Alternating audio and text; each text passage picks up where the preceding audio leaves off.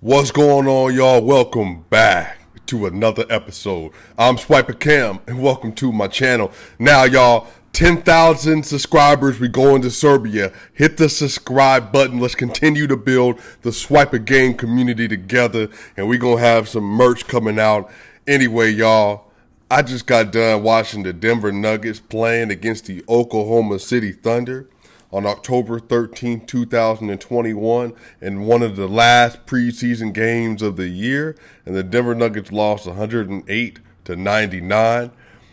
And Houston, we have a problem. Houston, we have a problem. It's not a Jokic problem. It's not a team problem, really. It's not a infrastructure problem. It's not a culture issue. The Nuggets continue to believe in deploying a small guard lineup, and it's to the detriment of the team at this point in time. You see, when you had Jamal Murray at 6'4" as your starting point guard with some weight on him, about 205 pounds, you could have a Monte Morris come off the bench at 6'2", a little thinner. You maybe could get away with having a Facundo Campazzo. But right now, with Monte Morris starting, bringing Facundo Campazzo, Austin Rivers, and Bones Highland to the game. I think Bones Highland is 6'3" with a 6'9" wingspan. He can make it work. I think he's going to be a great player in this league. We, time and time again, talked about Facundo Campazzo. And let me stress this. Facundo Campazzo is a great basketball player. He is one of the greatest players international of the last 25 years. He had a lot of key moments. When I think of Facundo Campazzo, I think of the key moments he had against the Chicago Bulls, stripping Zach LaVine, getting the game tied up, getting out to a three-pointer, taking it to overtime. Facu had some great game. The three-pointer he hit in the left corner against the Clippers last year. Great games. But the thing that I said all last year that showed up in the Phoenix series and really showed up against Portland, he's so small. He's so small on the court that you have to have at least two bigs on the court in order to make it work. And functionally right now, if they're starting Jeff Green and JaMychal Green, those aren't your traditional bigs. Now, maybe if Bobo was more ready and you could play Bobo, maybe it'd be a little bit different. But Facu is literally probably about 5'9". And he's not an amazing offensive player. He is a creator, distributor. But the problem is, if you're going to have Bones Highland in the game, or Austin Rivers in the game, those are ball handlers as well. So it doesn't make sense to have two ball handlers off the ball when they're not really off-ball players yet. And let me say more specifically with Austin Rivers.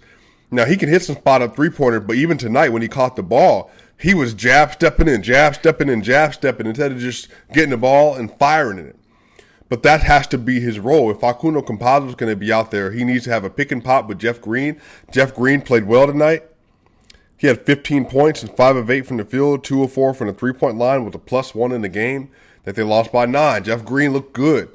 He's going to have a lot of opportunities this season. I think he can be a real asset for this team, playing really from 3 to 5.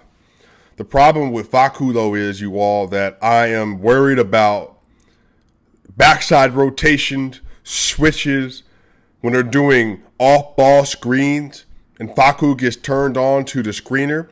When Facu is playing in the back corner and he has to play the weak side help defense on a pick and roll, which happened multiple times today, and he cannot give a defense. He has no perimeter defense value if he's not containing the ball at the three-point line. He has no offensive value for the team unless he's surrounded by shooters and he himself is hitting three-pointers. It presents so many problems because, again, when he's playing with Jokic, of course it works. It's Nikola Jokic. He's the best player in the NBA. He can make it work.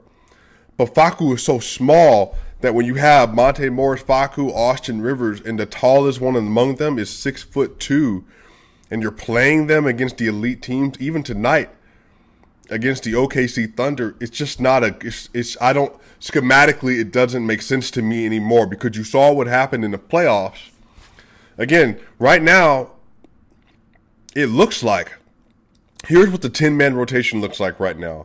Monte Morris, Will Barton III, Michael Porter Jr., Aaron Gordon, Nikola Jokic, and then it looks like it's going to be somewhere between Austin Rivers or Facundo Campazzo, Bones Highland, PJ Dozier at the 3, because we don't have another backup 3, because he's not a 3, but Jeff Green and Jermichael Green.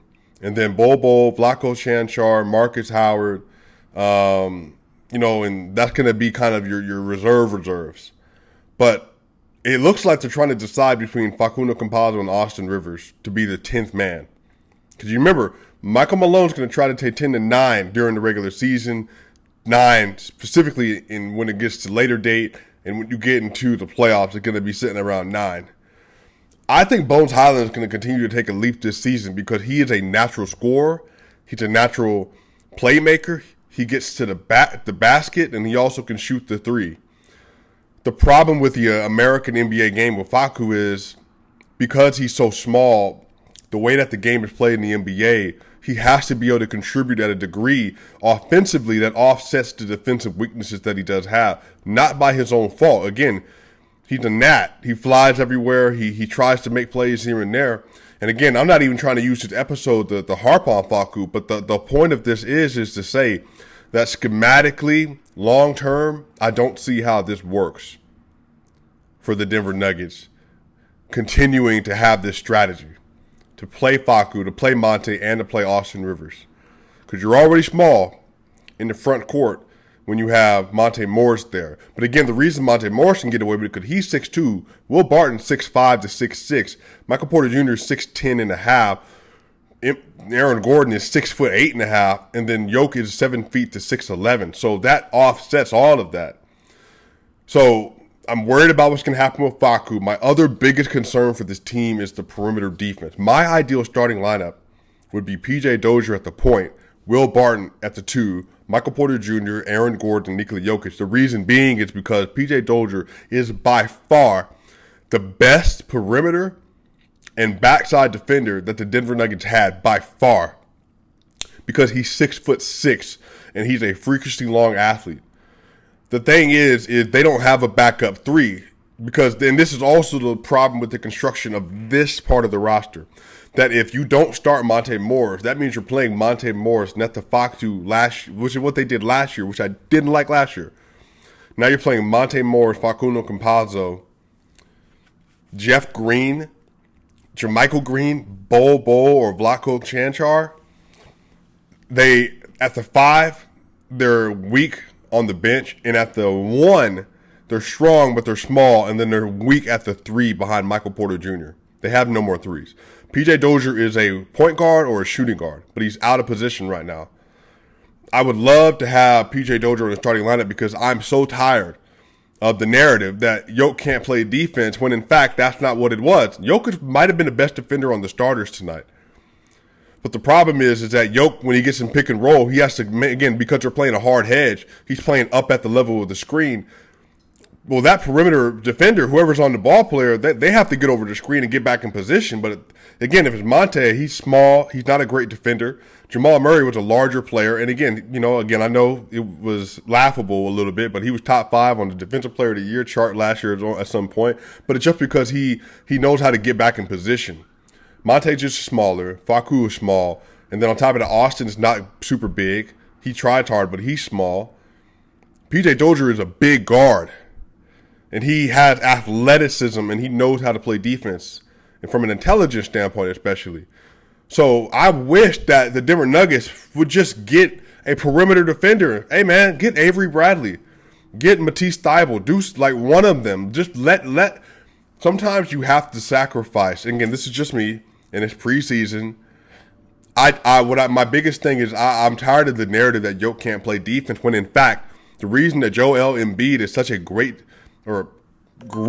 defender in many respects is because he had freaking Danny Green, Ben Simmons, and Matisse Thybulle on the perimeter that can severely constrict the court and limit penetration, which sets him up as an interior defender. And Jokic can have the same thing.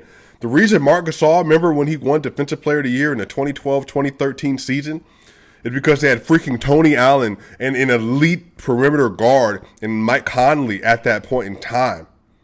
They were able to make that work because their defense was elite across the board. Jokic doesn't have a Tony Allen. He doesn't even have a Kentavious Caldwell-Pope. I mean, he doesn't even have an Alex Caruso. Right now, Aaron Gordon is your best perimeter defender, but again, Aaron Gordon is a wing defender primarily. He can play against Trae Young and Chris Paul and them, but he is your LeBron James, Kawhi Leonard, Kevin Durant. You know, he's that kind of Chris Middleton. He's one of those kind of players to put them on edge, to give them hard times. But you need Drew Holidays on the perimeter that work with guards primarily to make it difficult. And I don't like it when they give him Facundo Campazzo and Monte Morris at the same time. I don't like it when the best perimeter defender he has is one of those two or Austin Rivers. That it really the way that it messes the court up, it can be really frustrating. So anyway, you all, it wasn't a great game tonight. Michael Porter Jr. was awful tonight. Awful. He had 15 points and 6 rebounds, but he was 6 of 14, 2 of 7, but he was a minus 15, worst among the starters. Got hung up on the rim, missed defensive assignments, fouls he didn't need to have. Something I said on Twitter, and somebody took it off. They didn't fully get it, what I was saying.